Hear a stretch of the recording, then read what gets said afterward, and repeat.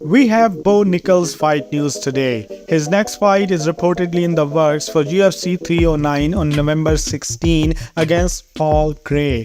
The card is expected to be headlined by Jon Jones vs Stipe Miocic.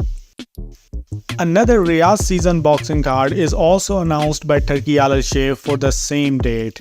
This time, Chris William-Smith will face Gilberto Ramirez in a WBA and WBO cruiserweight world title unification fight on November 16th in Riyadh, Saudi Arabia.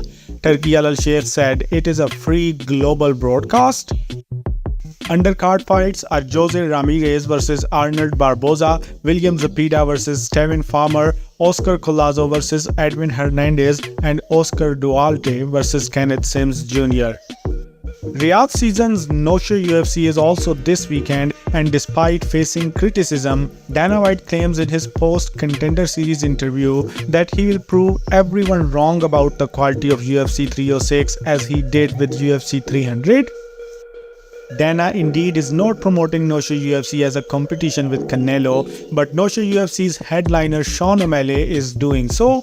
UFC Bantamweight champion believes UFC 306 will crush Canelo Alvarez vs Edgar Berlanga. In the interview, the UFC champion joked about Berlanga, adding that he couldn't even remember his name. According to Sugar Sean O'Malley, the end result between the two shows won't even be close.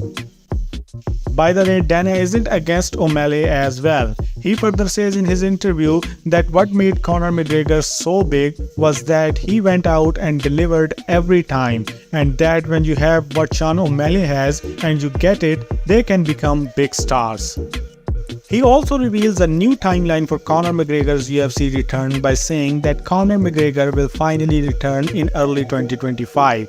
Welterweight champion Bilal Muhammad also talked about Conor McGregor, where he claimed that Conor's trash talk is not that good anymore and he would like to embarrass him on the mic. By the way, Dana had ended the rumors of Sarukjan vs Oliveira 2 for the interim lightweight belt. He said that there will be no interim titles in Islam Makhachev's absence and that the UFC will wait for the champion to return. On the return of Jorge Masvidal, Dana said, "That's interesting, we will see." So now you can hope that Masvidal could really be back in the octagon before the end of this year. When there is Dana's interview, how is it possible he doesn't praise Jon Jones? White says that the UFC's fan base grew 69% during the COVID pandemic, and that it makes sense that a good chunk of those fans don't understand why Jon Jones is the greatest of all time. Heavyweight champion Jon Jones lauded Dana White for his inclusion on the UFC Headman's MMA Mount Rushmore list. I told you yesterday about the guy Kamel Atoni who beat Alex Pereira before the UFC. He withdrew from his fight against Cody Steele on the fight day due to an apparent panic attack resulting in the fight cancellation. White says Steele will get his show and win money for today and appear on another Contender series episode. Yesterday, Sean O'Malley mocked Henry Cejudo on his podcast so badly. King of Cringe is now calling the champ out, believing he is gonna lose to Merab Dvalishvili this weekend.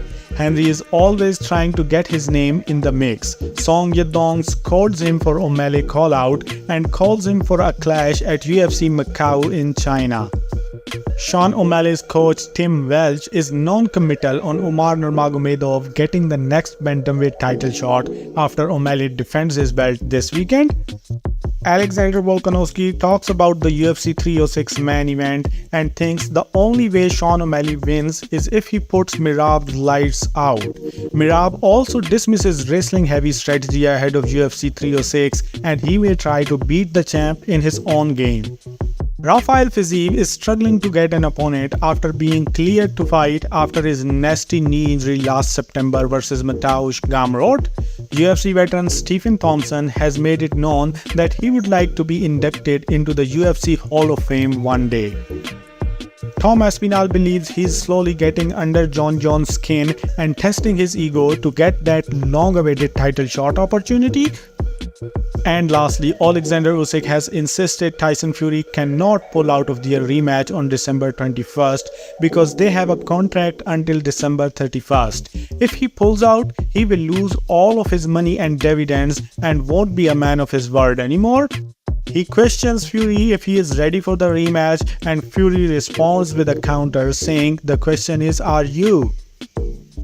And that's all for today. Like the video if you enjoyed it and subscribe to the channel if you want to stay updated with the fight world. Now I'll see you tomorrow, so till then do whatever you want.